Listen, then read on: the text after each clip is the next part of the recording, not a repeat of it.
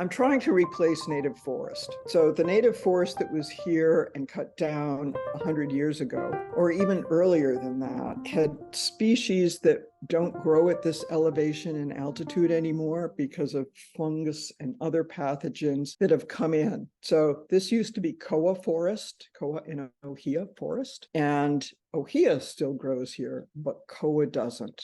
It grows for 5 or 10 years and then dies. So I'm working with other species that are native and some non-native species to try and get dense enough growth that'll eventually turn into a forest. It's a long-term process. Welcome to Midlife Dialogues, where today we are talking with Anne Brooke. Anne is definitely embracing her life and doing some interesting things. Anne and I met and became friends many years ago in American Samoa, where our paths crossed when she was living there and working as a biologist, and I was doing some work for the U.S. National Parks. Let's talk about that. You've had some really interesting jobs in interesting locations. Just give us a little bit of background about where you've worked and what you've done. American Samoa was certainly a highlight. I'm a field biologist, so I've also done field work in Costa Rica, in Puerto Rico. I did my doctoral dissertation work, and Costa Rica, I did my master's work. I've also done research in Panama, Argentina, Guam,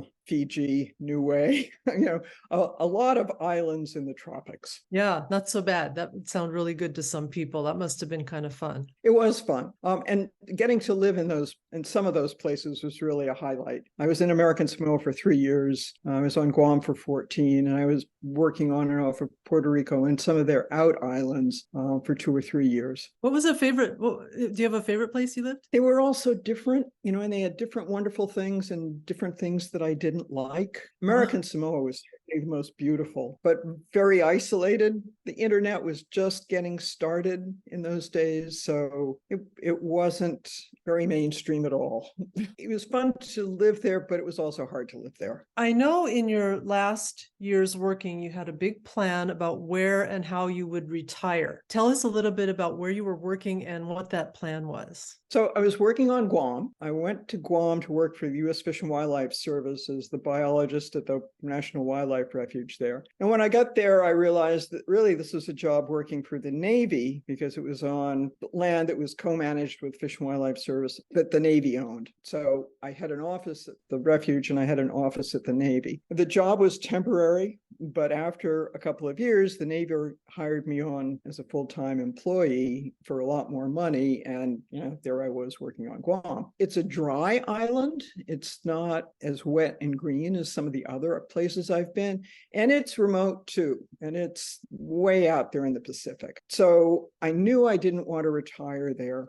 And I started thinking about what I wanted to do and where I wanted to go many years before I retired. Because you lived here and I have some other friends here. I sort of ruled out mainland US because it was not in the tropics. And then when I started looking at Hawaii, I started looking at and thinking about where in Hawaii I wanted to live, because I've been here enough to know some of the different islands and some of the climates and the places on the different islands. I narrowed it down pretty quickly to somewhere around Hilo. And I thought, well, let's shoot for the moon. And I want a waterfall. I want views. I want, all this stuff. I had this long list of silly things that I wanted. And I started looking at land online. I was looking for land, not a house, because I thought I could get land cheaper and build a house later. Eventually, about maybe a year into looking every Saturday morning online to see what was there, I found a place 6 miles outside of Hilo, which is very accessible. It had a road right to it. And so I came out and looked at it, and that's the property I ended up buying. I bought it 7 years before I retired. So describe the property to us a little bit. Tell us about it. So it's almost circular because it's between 2 streams. It's old sugarcane land, so it doesn't have native forest on it. It had a lot of invasive plants and trees. I'm on a sort of a little side street off of a side street, and it's great. I'm not close to other people. I always hear running water. I've got conservation land or land that's owned by the Kamehameha schools across one stream, which is where I look out to. And I've been busy planting trees ever since. That's great. How far have you gotten with this plan? I have 11 acres of property, but several acres of that are very steep ditches. I've got 7 acres that are fenced to keep pigs out. So that was a big first step. And I've got about 600 trees planted so far. I'm starting to plant very densely now.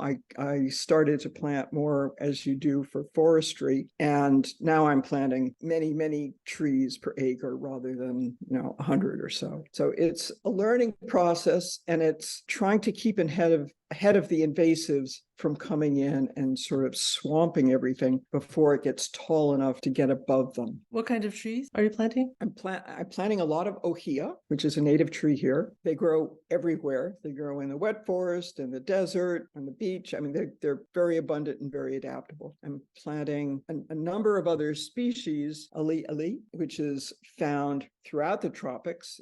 It's a tall bush tree, shrub. It grows in Mexico and the dry areas there. It grows here just as well, and it's native. I'm planting hō'awa, which is an endemic to the Big Island, and it's a very dense, sort of triangular shaped small tree. I'm planting some koa that's blight resistant. So these are from seeds from trees that are surviving at these low elevations where the fungus attacks everything. So that's a long-term experiment.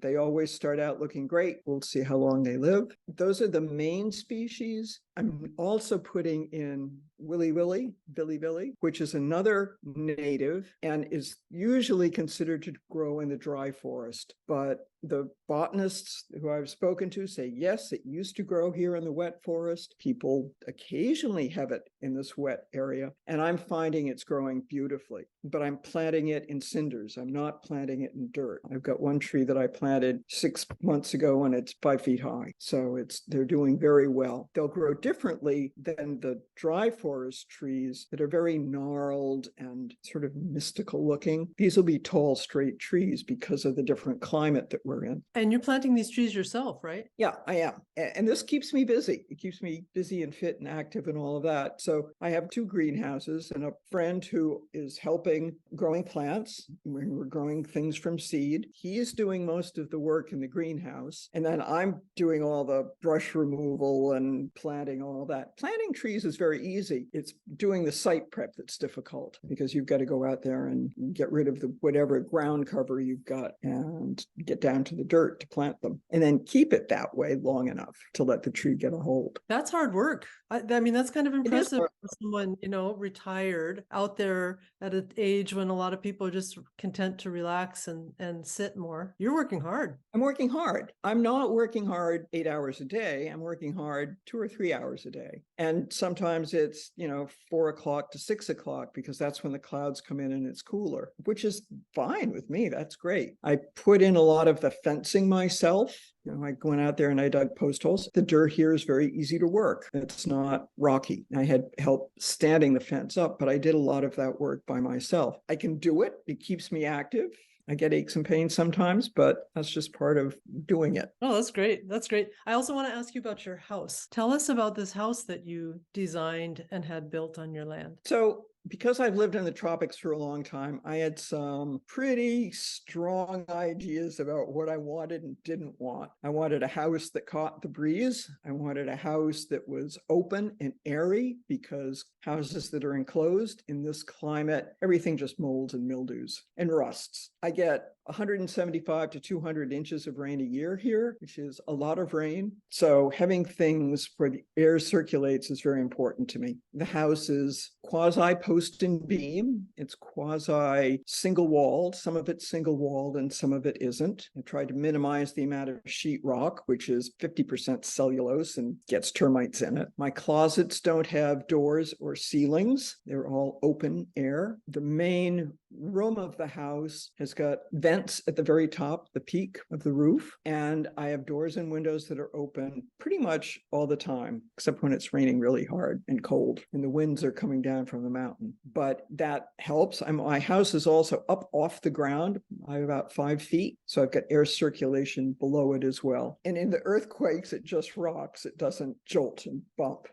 So that was something I planned out. That was a very scientific description of your house, which was great. But let me also add, it's lovely. Let's talk about that for a minute. It's a great house. It looks out over my stream, which I can't see at the moment because of the stuff that's grown up, but I always hear the waterfall. It's got a lanai, or a covered porch, on 2 sides. It's light, it's airy, it's open. It's not very cluttered. It's great. It's perfect. I love that you designed it yourself. I did. My builder had a plan. He had the basic rectangular plan, but the layout of the rooms and what goes on in that layout and how the doors work were all things that I worked on. And I'd sit down Saturday morning for about 8 months and draw plans. And I'd draw plans and get it all worked out. And I'd say, okay, I'm going to do something entirely different. And it always came back to the same basic plan. And so that was it. What I spent a lot of time doing was figuring out where the doors and windows went, how many there were, how they work. My doors are mostly pocket doors. So in a smaller house, it's much more practical to have, doors that just disappear when they're open. I don't have a lot of storage, but I do have high ceilings. So over one of the bathrooms and the sort of utility room that's my pantry and laundry room, there was a ceiling put in. Well, on top of that ceiling, I'm using that as storage. So I had flooring put in over that ceiling, and I have a bookcase that acts as the stairway to get up to it. It's a Japanese tansu design, and you just walk up one edge, which is like steps. Yeah. So those little features were things that I worked on quite hard. The design of the kitchen was something that I took in part from a book on Japanese house designs. I don't have cupboards above my countertops. I just have open shelving underneath it. I looked online at House website for a long time and picked out things that I liked, pretty much discarded most of it, but it was a good way to become familiar with how people were building and what people were doing and what it looked like in the long run. So it was fun. It was a lot of fun to design the house. It's just a lovely place. How do you feel being there? Oh, it's fabulous. I love it here. It couldn't be better. Really, I'm just delighted with it. I had a bunch of people over last weekend who I didn't know, who work at U.S. Fish and Wildlife and various other places, and they were all just wildly impressed with it, which is great. It's nice to have this sort of artistic accomplishment fulfilled. Yeah, and it's really wonderful that you had this whole plan of how you wanted to retire and live your life, and you've really made it happen and built out a life the way you want it to be. I just think that's wonderful. It is. Mostly that long-term planning was about the place.